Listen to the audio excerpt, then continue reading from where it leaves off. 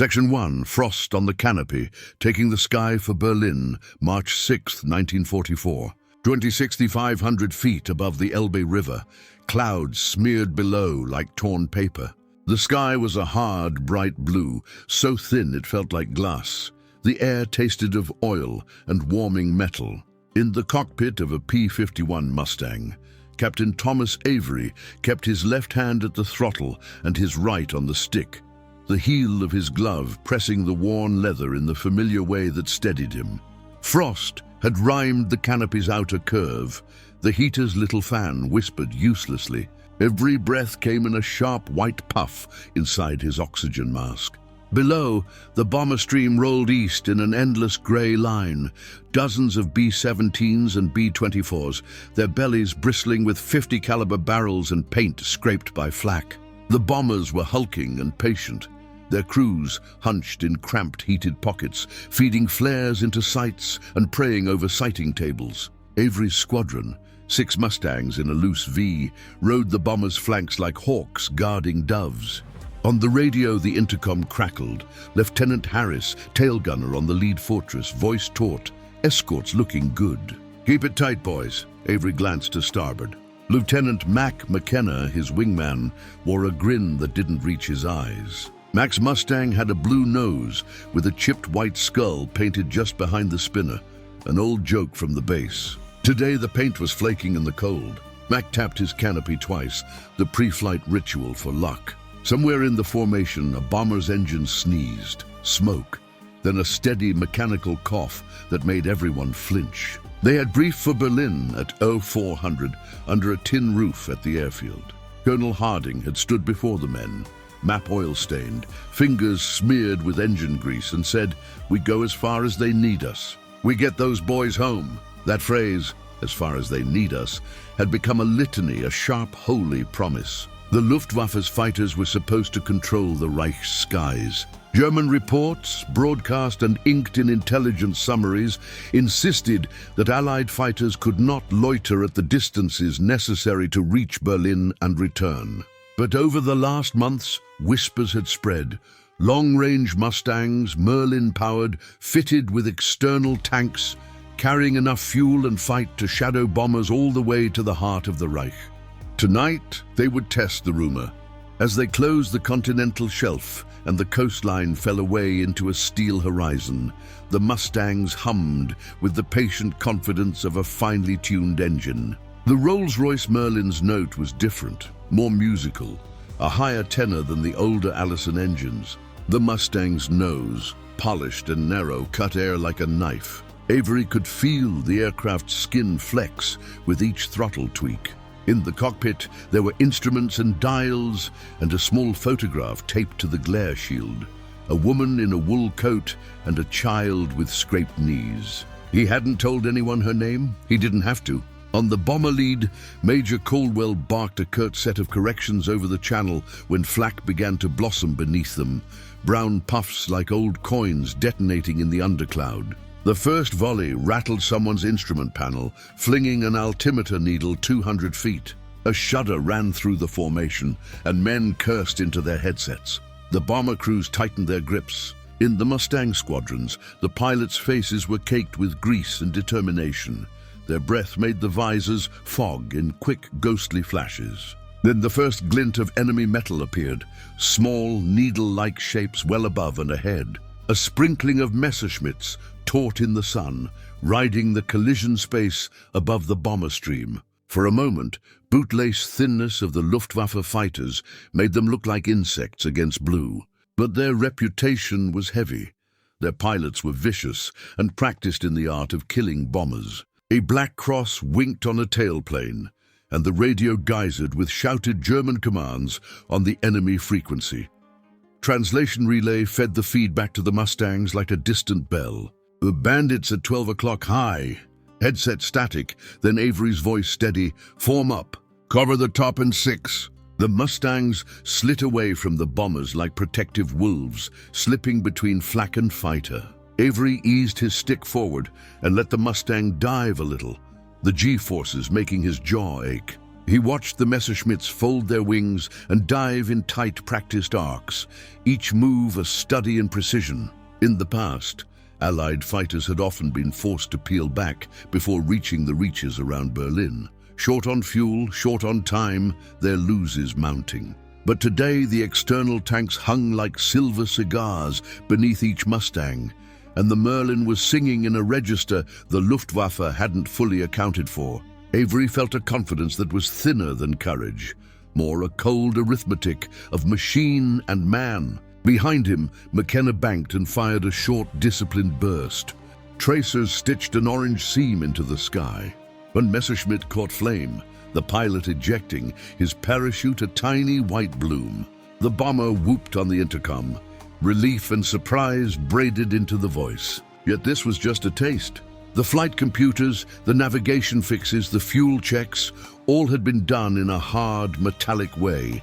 They had planned for Berlin because someone had promised they could. None of them had yet seen the Reich's capital under the shadow of an Allied fighter. That was what made the chest tighten. The knowledge that an idea, once mocked and dismissed in wartime briefing rooms, an American fighter riding shotgun all the way to Berlin, could transform a tactic into a threat. Below, the city's outline would soon appear.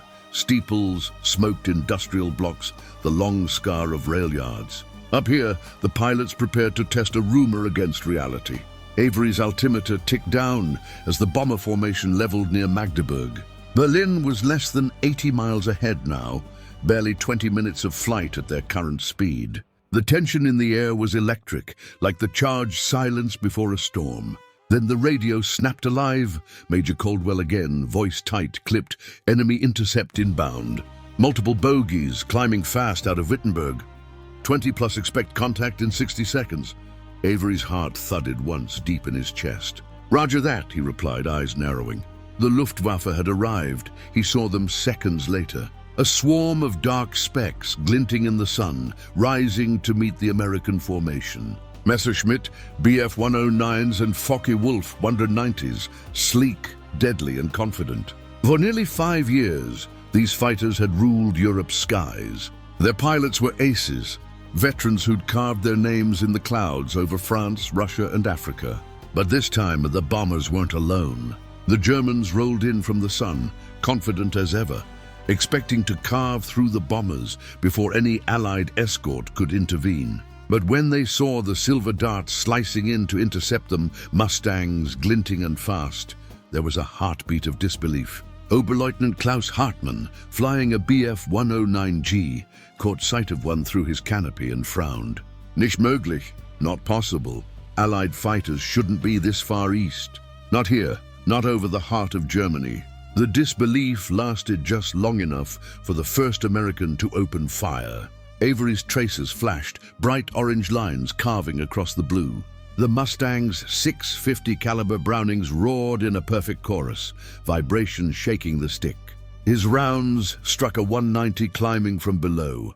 The German fighter blossomed in black smoke, pieces of aluminum flaking off like burning paper.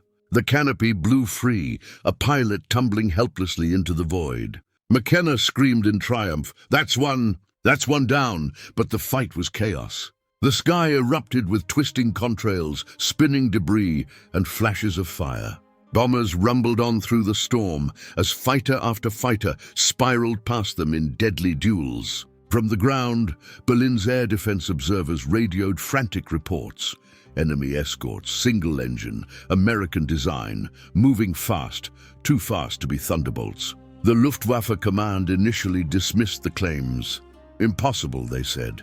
No Allied fighter could travel that distance, fight and return. Yet above the clouds, the truth burned in gunfire and sunlight. Captain Avery locked onto a second Messerschmitt climbing hard. The German rolled to shake him, diving through scattered flak bursts, wings trembling. Avery followed, throttle wide open, the Merlin engine screaming at full pitch. The speed pressed him deep into the seat. The Mustang handled like a dream, sleek, obedient, almost alive. The German pulled hard into a turn, but the Mustang stayed with him effortlessly. Then Avery squeezed the trigger again. Tracers raked the 109's fuselage, cutting through its engine cowling. A burst of flame erupted, and the fighter spiraled earthward, trailing a long, dark ribbon of smoke. The radio filled with clipped, breathless reports. Splash 1. They're diving out. They're leaving the bombers. Christ, they didn't expect us here. For years, the Luftwaffe had relied on a single terrible advantage: distance. Allied fighters lacked the fuel to follow bombers into central Germany. Pilots were forced to turn back at the Rhine, leaving the bombers alone to face the slaughter. The Germans called it the killing ground, but not today.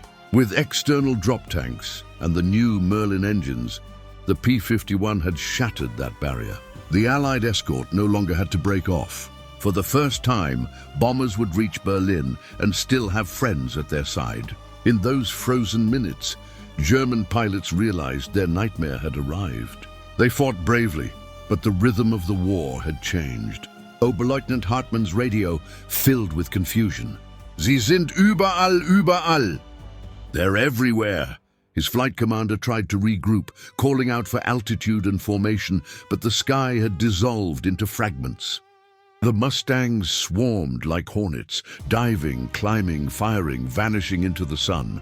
Below them, the distant rumble of detonations rolled across Berlin's suburbs. The bombers had reached their mark. Explosions rippled through industrial yards and railway depots, targets untouched for years, now burning under a curtain of black smoke. And still, the silver escorts circled above, defying the impossible. McKenna's voice broke through the static again, laughing, breathless. "Tom, we made it, we're over Berlin." Avery looked down through the frost-lined canopy. Smoke and fire marred the city's distant sprawl. His reflection floated ghost-like against the haze of his breath. Berlin, once the unreachable fortress, was beneath their wings. The sky above Berlin was no longer German. By late morning, the contrails stretched in white ribbons across the horizon, ghostly signatures of a war whose balance had shifted. The bombers, now turning west toward home, trailed smoke and broken engines, but far fewer than usual. They had gone deep into the Reich's heart and come back alive. That had never happened before. Avery throttled back to cruising speed, scanning the horizon. His fuel gauge trembled near half. The auxiliary tanks had long been jettisoned over the Elbe. The P-51 still purred like a cat, steady and sure. Around him, his surviving squadmates fell into loose formation. Mac on the right, two others trailing smoke but flying steady. Over the radio came the low hum of tired men speaking in fragments. Altitude checks, ammo counts, cracked jokes that hid the shaking in their voices. They were alive, but stunned by what they had done. For months, German engineers and officers had mocked reports of an American wonder fighter. Even the Luftwaffe's intelligence division dismissed Allied claims that a single-engine escort could fly to Berlin and back. Their Messerschmitt 109s and Focke-Wulf 190s had been designed for short, furious engagements, not for endurance. They ruled their own skies, confident in home field advantage. But that confidence was bleeding out over the smoldering fields below. At the Jagdgeschwader 26 airfield outside of Brandenburg, Oberstleutnant Franz Körner threw his headset onto the map table. The reports were impossible. Hundreds of Mustangs sighted, confirming what had been feared in whispers for weeks. His voice was sharp with disbelief as he barked to his adjutant, "They're not Thunderbolts. They're faster. They don't turn back." The adjutant hesitated. "Herr Oberstleutnant, they say they reached the city." Görner's expression tightened. The realization came like a physical blow. If Allied fighters could escort bombers all the way to Berlin, then the industrial heart of the Reich, its factories, refineries, and research centers, was defenseless. The sky that had once protected them was now a battlefield they could not control. Back in the air, Captain Avery's squadron angled westward through the fading haze of smoke and flak. Below them, Berlin burned, a bruise of black fire sprawling across its industrial districts. The men said little. They all knew what this meant, even if none of them could yet speak it aloud. This wasn't just a successful mission. This was the moment the Luftwaffe's dominance began to die. Mac broke the silence first. "They didn't even see us coming," he said quietly. "They thought we couldn't make it." Avery smiled faintly behind his oxygen mask. "They know now. The P-51 Mustang had done what no one believed possible, escorted bombers to the heart of Germany and back.